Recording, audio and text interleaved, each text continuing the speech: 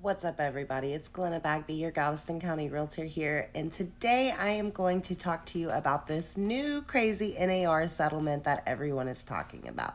And if you haven't heard about it, you probably will, so I am just going to give you all the details so you know what's going on.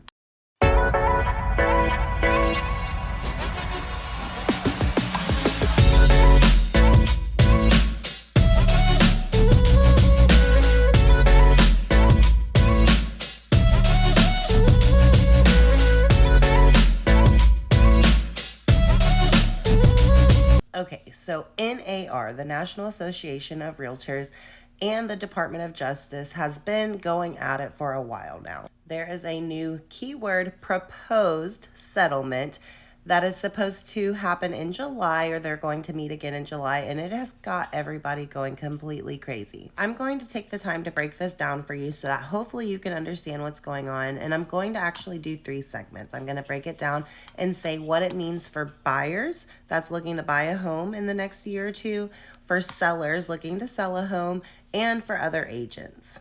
If you are looking to buy a home and this proposed settlement does happen in July, here's some things that you might want to be on the lookout for. And quite honestly, these are things that you really want to be on the lookout for anyways.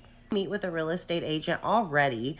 If they're on top of their game and they're doing what they should be doing, you're going to sign what is called a buyer broker agreement. Now, what they are proposing changes is that you actually have to now sign this agreement before we're ever allowed to show you any home. And in this agreement, we have to discuss what the compensation is going to be for you to hire us as your agent. Again, this really is not a major change. However, the biggest difference for buyers in this new proposed settlement is that in this new agreement, you might be obligated to a real estate agent because you just needed a one-time showing and they made you sign an agreement that you did not read. So make sure that it's either set up for a one-time showing or the date period in that agreement is something that you're comfortable with. Maybe you already know your agent or maybe you do not, but this is something that really could affect you as a buyer.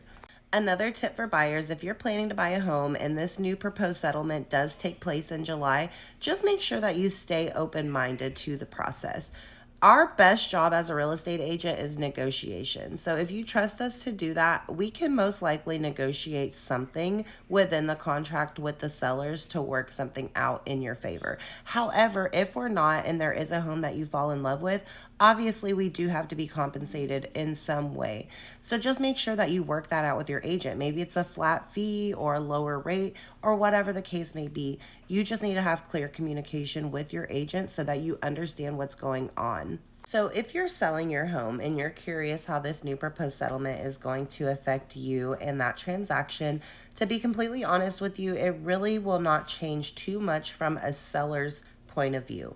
What I mean by that is for the longest time, it has been structured to where these sellers typically do pay both sides of the compensation for agents.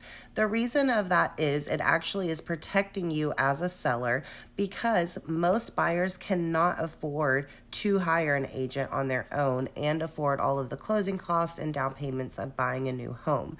So in that case, if they had to go unrepresented, it could really create a huge mess. Many moons ago, that was shaped and structured so that it would prevent any misrepresentation and it would provide adequate representation to both sides of the party, even if the buyer could not necessarily afford to do that with their down payment, closing costs, and everything that they had to do. So that being said, it's really best to just leave it alone. Do things the way that you've typically been doing business with your agent. Don't let the media hype you up and make you think that everything in the real estate industry is changing and getting turned upside down. For the most part, everything is staying the same that it already was, with just a few minor exceptions. The biggest proposed change is that we're no longer allowed to advertise buyer agent commissions on the MLS. So there is plenty other ways that we can communicate those commissions with the buyer's agents. And another thing is they will probably give us the option to add concessions on the MLS. So rather it's concessions or commissions, it doesn't really matter. It really comes down to the same thing. If you're a real estate agent and you're wondering how this is going to affect you, To be truthful, it shouldn't. If you are a strong agent, you're good at communicating, and you are good at negotiating. What this really is going to do is weed out the lazy agents and create less competition for those of us that truly want to be here. To be completely honest with you, everything's always been negotiable. So really, there's nothing changing at all, in my opinion. I'm super excited because to me, this is creating massive opportunity because, again, it is going to weed out so many agents that are overwhelmed. They don't know how to work with just the slightest bit of change.